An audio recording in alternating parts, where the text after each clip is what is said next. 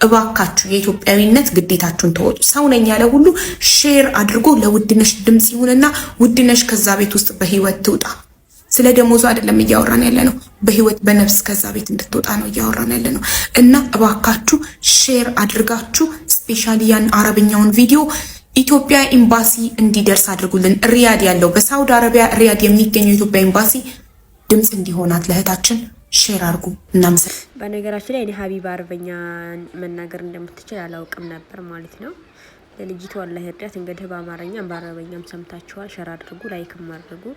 አሁን ደግሞ በጎፋ የነበረውን የጎርፍ የመሬት መንሸራተት አይተናል። አሁን ደግሞ በደሴና በተለያዩ አካባቢዎች ላይ ተከስቷል እያሉ ነው።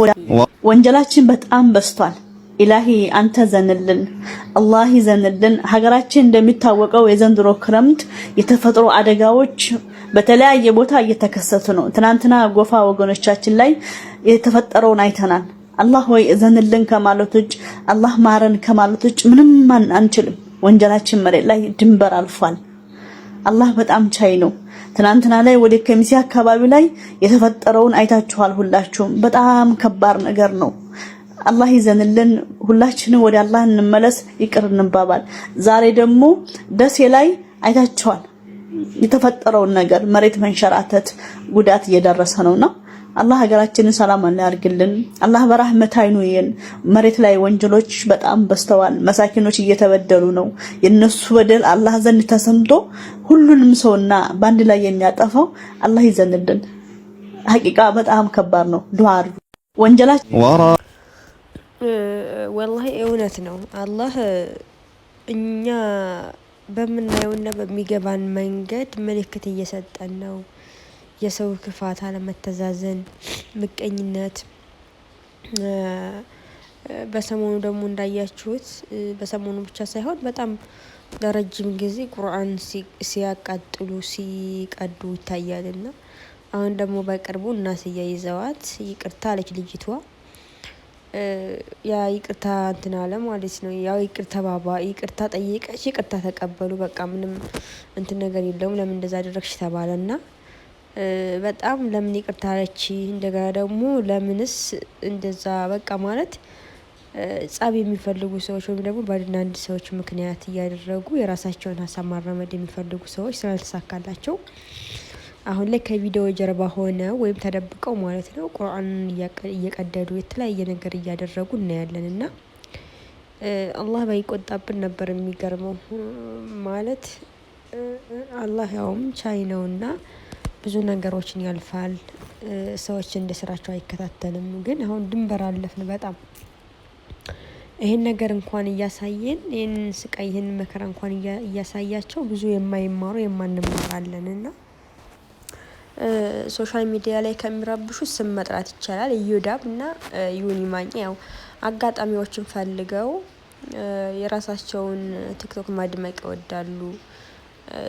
ጥላቻን መናገር፣ ሰው ለምን በቃ ያ ነገር ለምን በቀላል ነገር ተቋጨ፣ ለምን አለቀብን የሚሉ ነገር ፈላጊዎች ናቸው። በተለይ ኢዮዳብ የሚባል ሰው ማለት ነው በጣም ባለጌና በቃ ሚዲያ ላይ ያልሆነ ነገር ይዞ ሰዎች ማበጣበጥ የሚወድ ሰው ነውና በሁሉም ቦታ ታገኙታላችሁ። ጸብ ባለበት ሁሉ ኢዮዳብ አለ። ጸብ በተፈጠረ ቁጥር ኢዮዳብ ከአንደኛቸው ወግና ለምን እንደዚህ አታደርጉም የሚል ሀሳብ ይዞ የሚመጣ ሰው ነውና እንደዚህ ከሚዲያም ጀርባ ሆኖ ደግሞ የማይታዩ ይሄን ነገር የሚያደርጉ በጣም ብዙዎች አሉ። ወላሂ በሰው ላይ ችግር መፍጠር የሚወዱ ማለት ነውና ሲሳደቡ ነበረ። አስያና ሙባረክ ጥፋተኛ ናቸው የሚሉም አሉ። እኔ የእነሱ ጥፋት ምንም አልታየኝም። እቺ ልጅ ቁርአን ይዛ እንደዛ ጨፈረች። አውቃ ነው ወይስ ሳታውቅ ትንጣና ትናገር አሉ። እውነታቸው ነው። ተፈለገ ይመጣች። በቃ ይቅርታ አላወቅኩም ነበር ቁርአን መሆኑን ይቅርታ አለች። ይቅርታዋን ተቀበሏት። ከዛ ይሄ ነገር ለምን ወዲያው ለምን ችግሩ ተፈታ ያሉ ሰዎች ደግሞ ከሚዲያ ጀርባ ሆነው ቁርአን ሲቀዱና ሲያቃጥሉ ሲያዩ ሙስሊሞች ምን ያደርጋሉ? መልሰው ሙባረክና አስዬ ይሄን ነገር ባያደርጉ እንደዚህ አይሆንም ነበረ ብለው ይወቅሳሉ ማለት ነው። በጣም ይገርማል። እንደዛ ሰዎች እኮ አስዬ ይሄን ነገር ብትልም ባትልም ማለት ነው ይሄን ነገር ማድረጋቸውን አይተውም ነበረ። ምክንያቱም እንደውም ሚዲያ ላይ በጣም ብዙዎቹ የሚያውቁት ነገር ሙስሊሞች በሃይማኖታቸው አይደራደርም የሚባለውን ነገር በጣም ብዙዎቹ ይስማሙበታል። ግን ያንን ፈርተው ነው ከሚዲያ ጀርባ ወይም ከካሜራ ጀርባ ሆኖ ያን የሚያደርጉት። ቢያደርጉም ግን ሁለቱ ልጆች ተገኝተዋል። ይህንን ከካሜራ ጀርባ ሆኖ ያቃጠሉት ልጆች ተገኝተዋል፣ ይታወቃሉ። መቼም ቢሆን እነዛን ሰው የሚያውቃቸው አይጠፋምና በአማን ቀን አካውንታቸውን የሚያውቀው ሰው ይኖራል እና ተደብቆ አይቀሩም ማለት ነው። ግን ችግሩና ጥፋቱ ወደ አስያ ወይም ወደ ሙባረክ ወይም ደግሞ በቃ ያን ነገር ያቺ ለምን አደረገች ብሎ በሰሩ ሰዎች ላይ እንትን ለምን እንደዛ አድርጎ የነሱ ነው ጥፋት ማለት እነዛን መውቀስታቸው ወደ ሙስሊሞች ማለት ነው። እናትያ ምንድን ልላችሁ ፈልጌ ነው፣ ይሄ ሁሉ ነገር እየተደረገ እንዳውም አላህ ቻይ ስለሆነ ነው እንጂ በላ ወላሂ እንትን አለመዝነቡ ራሱ እሳት አለመዝነቡ ራሱ አላህ መሀሪና ዘኝ ስለሆነ ነው። እንደ ሰው በደል ማለት ነው።